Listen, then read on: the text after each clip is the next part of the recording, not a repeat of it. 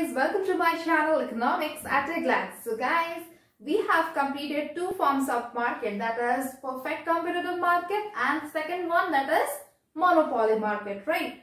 Today we will deal with the third one, that is oligopoly market. Well, what it is, what will happen in this market, we will deal in this lecture. So let's get started guys.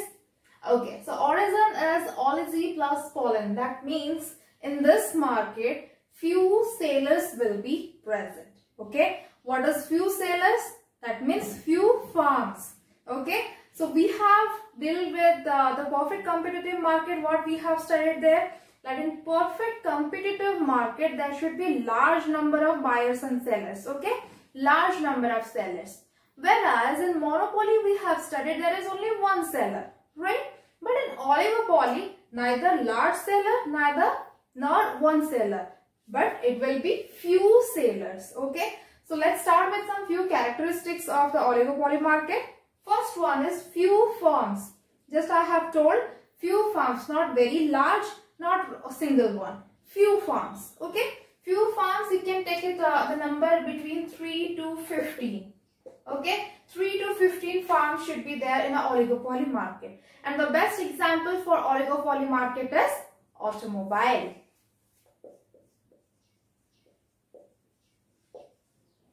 Okay, automobile market is the best example you can take to understand the oligopoly market. Okay, second one is barriers to entry. There is barrier for the entry into a market. What we have studied in perfect competitive market. In perfect competitive, there is no barrier to entry, and in monopoly there is barrier to entry, and in oligopoly also there is barrier to entry. Why?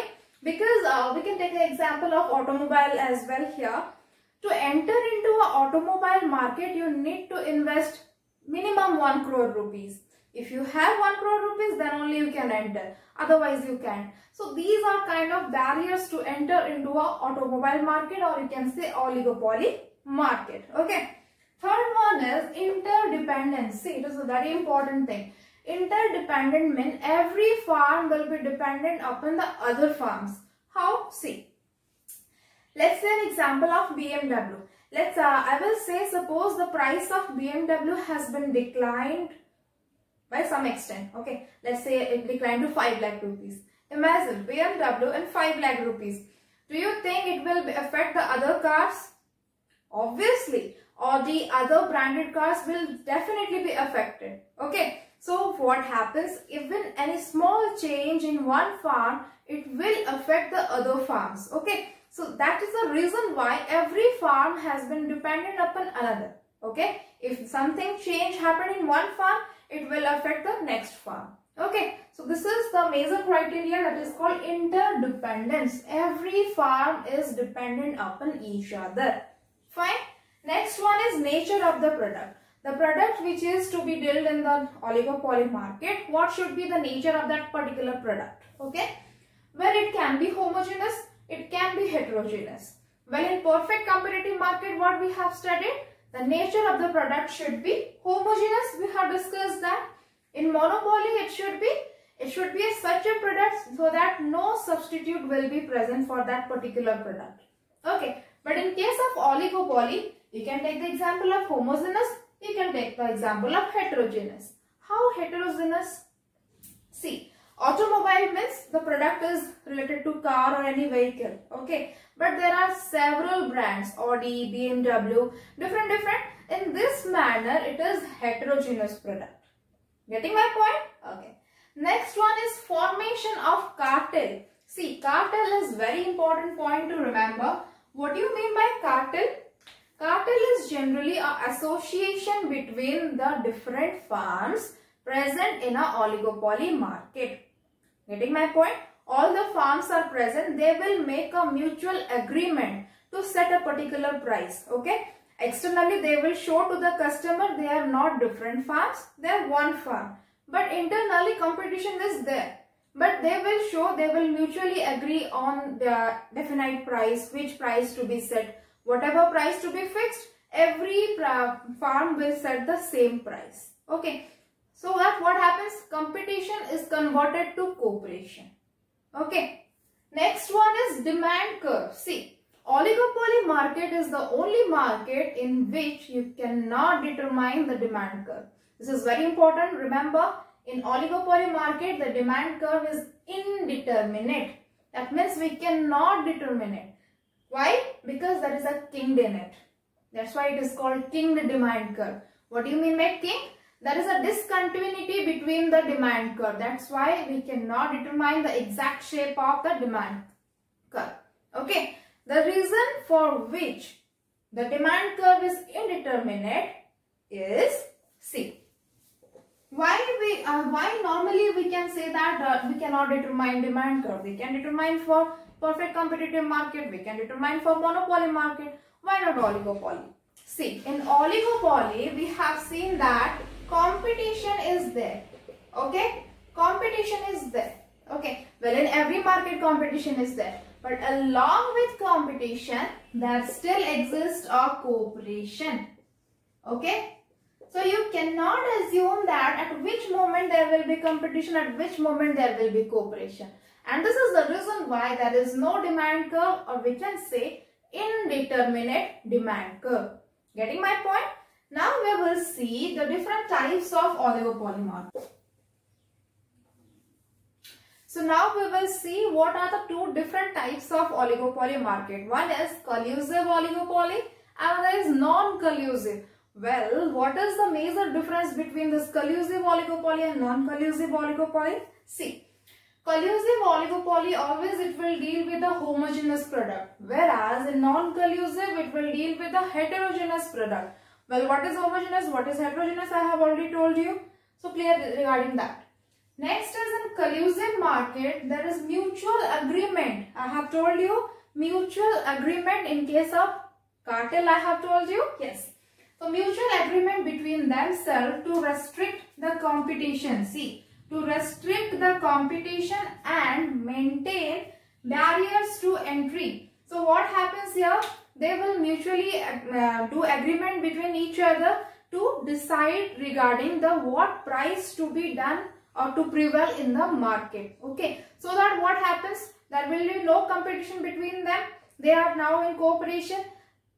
The big firms are in cooperation means, do you think like small firms will have the dare to enter into the market? No, because two big firms, let's say BMW and Audi, they will do partnership with each other. So what happens? A normal car company, he does not have the dare to entry into the market. Okay, that means they have maintained the barriers to entry. Okay, so they will do mutual agreement for restricting the competition. They will show like they are one company, but they are not one company. They are two companies, but they are showing like they are one. Okay, and they have maintaining the barriers to entry. Nobody can enter now. Okay. So in this case, in non-collusive market, what happens? In non-collusive oligopoly, firms work independently. Okay, the two firms or three firms, they will work as independent. Whatever price you want, you fix yourself. Whatever price I want, I will fix for my company. Okay, everyone is independent to each other. That is in case of non-collusive. But in collusive, they will work together. Okay. Then next is in collusive, price is non-sticky. Okay. Why it is non-sticky? Because they are making the mutual agreement. So depending upon the consumer's behavior, depending upon the market situation, they will fix the price. So why it will be sticky? It will be non-sticky. But in case of non-collusive market, it will be sticky and rigid as well. Why? This is a very important question. Rigid pricing is generally seen in which market? That is oligopoly market. That too non-collusive oligopoly market. Why? See, one example. Let me take an example of auto. Okay, the Line Auto you must have seen. So Line Auto is charging 10 rupees for each customer. Okay, so our price is now fixed. That is 10 rupees. Okay, just see very carefully. Suppose among all the Line Auto drivers, one auto driver has decreased the price. Okay, decreased the price to 9 rupees. Okay, all are charging 10 rupees, but that particular driver is charging 9 rupees. So what will happen? All the customers will be attracted to that auto driver because he is charging less. If all the customers will be attracted to that particular driver, then what happened? All other drivers also, they will decrease the price to 9 rupees. So again the normal situation will arise. He is charging 9 rupees, all are charging 9 rupees. Yes or no? So this is the condition in case of decrease in price.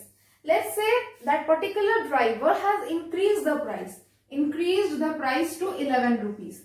What will happen? Suppose one auto driver have increased the price to 11, nobody will go to him. Why they will go to that particular driver? He is charging more. Yes or no? So nobody will prefer to that auto driver. So automatically he will decrease the price from 11 to 10. Okay? Because there is no other option. He has to decrease the price.